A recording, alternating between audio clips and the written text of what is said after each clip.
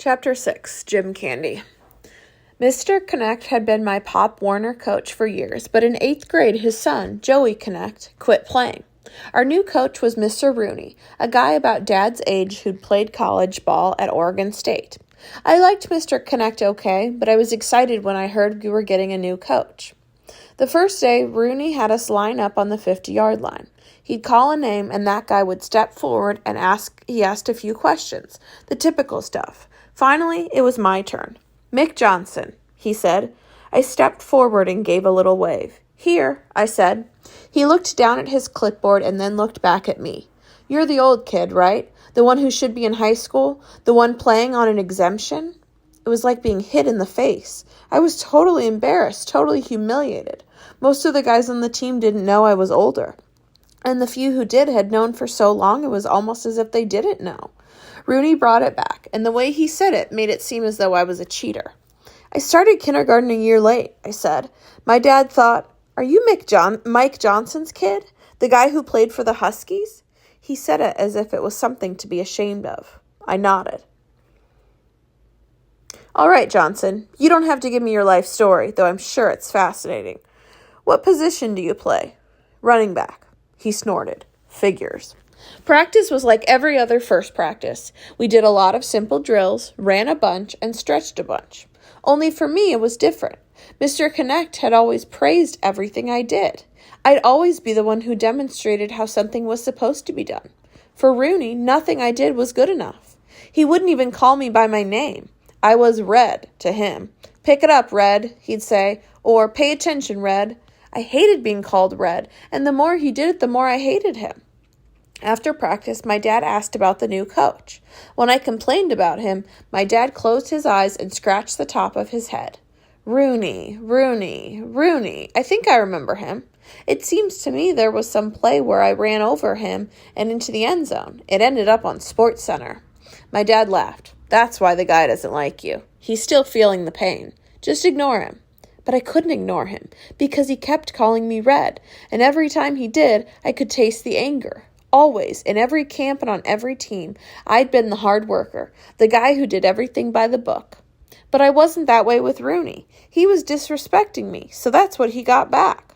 If he told us to get in a perfectly straight line for some drill, I made sure I had one foot sticking out 6 inches. If he told us to listen up, I always turned my shoulders to the side and looked off across the field. If he told us our break was over, I always took one more slug from my water bottle. Rooney would see and glower, but what could he do? I was his best running back. You can't bench your best running back for a little twitch of the mouth. There were 2 new kids on the team. One of them, Gerard Sampson, quit after the first day. The other was Drew Carney, a funny-looking kid with big ears.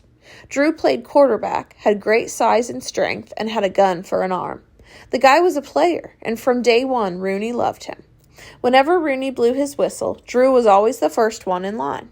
In every drill, Drew gave 110%. All through those early practice sessions, Rooney would single Drew out and tell the rest of us that we should try to be like him. One Friday, after I'd loafed during a blocking drill, Rooney pointed a stubby finger at me. "You there, Red. I want you to pull the towel against Drew. The rest of you guys, form a circle and watch. I want you to see this." Pulling the towel was Rooney's favorite drill. It was basically tug of war, only it was one-on-one instead of in teams. But the watching part was different. Always before, we'd each have our own partner and we'd be all tugging and sweating simultaneously. Only you and your partner would know who won. Rooney had us face off at the 50-yard line. The object was simple. Pull the other guy completely over the line. I took hold of one end of the towel, Drew grabbed the other. I looked toward Rooney, but before I was ready, he blew his whistle. A split second later, I was lying face down in the dirt on Drew's side of the 50. The guy circled around, laughed. Rooney glared down. "That wasn't fair," I said. "I wasn't ready." "You're never ready," Rooney barked. "Go ahead. Pick up the towel. Try again." I took my end of the towel and grabbed it as tightly as I could. I didn't look to Rooney this time. I kept my eyes on Drew. The whistle blew. I dug my heels into the ground and pulled. My arms started aching. My legs started cramping. I tried to turn just a bit, but in that split second, something happened, because for the second time, I was lying face first in front of Drew, and for the second time, everyone was laughing. "You want to go a third time?" Rooney said. I shook my head. "I didn't think you would. You're Mike Johnson's son through and through. You're going to end up just like your father. The talent of an all-star, the attitude of a punk. I've seen that smirk on your face for too long. I've seen it, and I'm sick of it. I'm not having bad actors poisoning my team. So you think it over, Mr. All-Star Mick Johnson. You want to play for me? Then you practice the way I want you to practice. If not, don't come back. Now go sit in the bleachers until the end of practice." I went to the bleachers and sat, my hands clenched in fists, a lump in my throat. I wanted to hit Rooney for what he'd said and for what he'd done. It wasn't my fault he was a lousy linebacker. It wasn't my fault my dad had humiliated him out on the field. Why was he taking it out on me? Finally, the whistle blew, ending practice. As I headed to the parking lot, my dad pulled in. I threw my duffel into the back of his Jeep Wrangler and climbed in. "Bad day?" he asked. "I'm quitting," I said. "I hate Rooney." He pulled out of the lot. "What happened?" "Nothing happened. Rooney doesn't know anything about football, that's all. He's stupid and I'm quitting." He drove in silence for a while.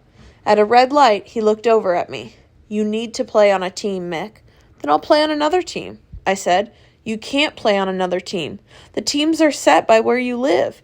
It's Rooney's team or no team, and you're not quitting. So get over it, whatever it is." Chapter 7. As soon as we walked in the door, the phone rang. It was Bull Tinsley, one of Dad's old football friends. Tinsley had an extra ticket for the Mariners game. My dad put his hand over the receiver and turned to me. "He's got one for you, too," he said. "You coming?" I shook my head. I didn't eat much at dinner. After my dad left for the game, I went upstairs to my room, took out my Game Boy, and sat on my bed holding it, not even turning it on. I kept thinking about what Rooney had said about my dad. The talent of an all-star, the attitude of a punk. What did he mean? What was he talking about? Around 9, I opened my bedroom door, stepped out into the hallway, and tiptoed downstairs. In the living room, my mom was drinking tea and watching a Christian television channel. I went back upstairs and turned on the radio. The Mariners game was only in the 6th inning. My dad wouldn't be home for hours. I'd slipped into the computer room. I'd done searches on all sorts of things before, but I'd never done one on my dad. I'd never even thought of doing one on him. I had his trophies, his pictures, his scrapbooks. I opened up Google and typed in Mike Johnson, San Diego Chargers running back. I hit return and the screen filled with sites. I read down, searching for the one that fit. And there it was. The dates and names matched. I clicked on it and was taken to an article from the San Diego Union-Tribune. The headline read, "Rookie given unconditional release." I read through it slowly. Lots of it I knew. The career as a Washington Husky, the selection in the 3rd round. But beyond that, everything was new. All through the Chargers training camp, my dad had been in trouble. There had been fights with teammates and arguments with coaches. There had been missed team meetings, an arrest for drunk driving, and another arrest at a dance club in Tijuana. On the football field in the preseason games, there were blown blocking assignments, fumbles on kickoffs, personal fouls. He just didn't have what it takes to succeed in the NFL, his coach said, explaining why he'd cut my dad. It's as simple as that. Chapter 8. I didn't sleep much that night. I lay on my bed confused and angry. That stuff my dad had said about an ankle injury, it was a lie. How many times had I told my teammates what a great running back he'd been as a Husky? How many times had I said if he hadn't been injured, he would have been a star in the NFL? How many of them had known the truth? Some of their fathers must have known all along. They must have followed his career as a Husky and his flame out in the NFL. They'd have told their sons. And if some of my teammates knew, that meant all of them knew. Kids probably talked about my dad and me all the time, talked about us and laughed. I woke up early the next morning, ate breakfast by myself, and then returned to my room, shut my door, and just sat on my bed, being mad all over. Around 10, my dad knocked. "You want to toss the ball around?" "I don't feel like it," I said through the locked door. "You're not quitting, Mick. I mean it. I just don't feel like playing football right now. I'll play later." He walked away, and I thought what a hypocrite he was, telling me I had to play. What had he done? Drunk and missed meetings and gotten in trouble with strippers in Mexico? He was married to my mom then, too. She had told me that they got married while she was still in college. A few minutes later, he was back at my door, only this time he was pounding. "Get out here, Mick," he said, "right now." "I'll play catch later," I shouted. "I'm not talking about that. I want this door open now." He was mad, but I was mad too. I stomped across my room and opened the door. "What?" I said. He grabbed my arm, yanked me into the spare bedroom, and pointed to the computer. "Have you been checking on me?" My face went red. "No," I said. "No? Then what's this?" The browser was open. He moved the mouse until the cursor hovered over Go. He dragged the cursor down to History and then clicked. A couple of clicks more and the San Diego Union Tribune article was on the screen. "So tell me again, you weren't checking up on me?" "I wanted to find out the real reason you never played in the NFL." There, I had said it. "So you go snooping behind my back?" My mom must have heard shouting because she'd come upstairs and was standing behind him. "Leave him alone, Mike. He had to find out." My dad kept his eyes on me. "You think I'm a failure, don't you? You read one article written 16 years ago and you think I'm a failure? I never said that." "Yeah? Well, that's what you're thinking, isn't it?" "Stop badgering him, Mike." "I'm not badgering him. I'm asking him a question." "You are badgering him." He glared at her and then walked quickly down the stairs. My mom and I listened as the front door opened and slammed shut. His Jeep started up and we heard him drive off, fast.